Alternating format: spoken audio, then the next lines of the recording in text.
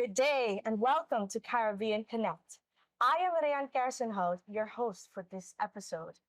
Today, I have with me the Prime Minister of Barbados, the Honorable Mia Mottley. Prime Minister, thank you so much for joining us here today. Thank you for having me. Before I delve into matters of CariConnect, I wanted to ask you a question about Barbados.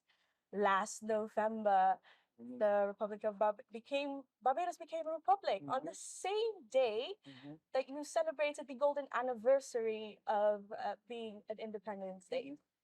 That's Actually, our 55th anniversary, but yes, we chose to celebrate Republic Day on Independence Day because we see it as a continuum of completing the process of independence. it's quite a historic moment. My compliments to you and the people of Barbados. Thank you so much.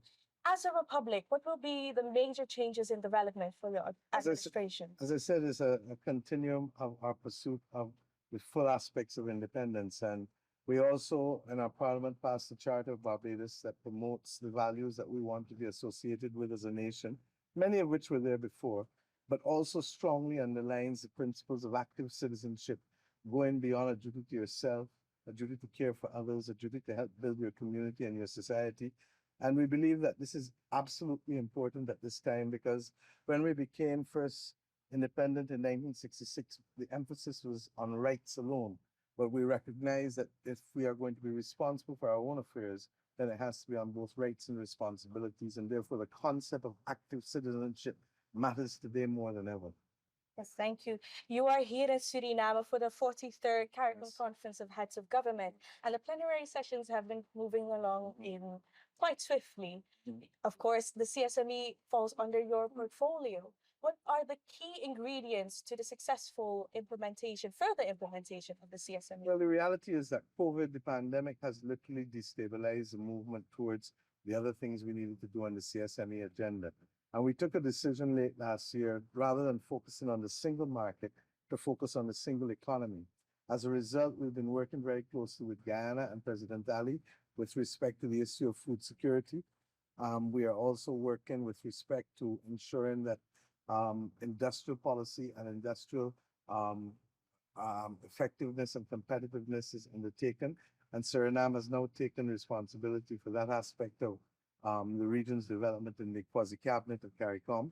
And we look forward to being able to move as quickly on that issue as we have done recently with food security and agro-investment with Guyana. With respect to the single market itself, this meeting also took clear decisions for the definitions of agricultural workers, security guards, and domestic workers.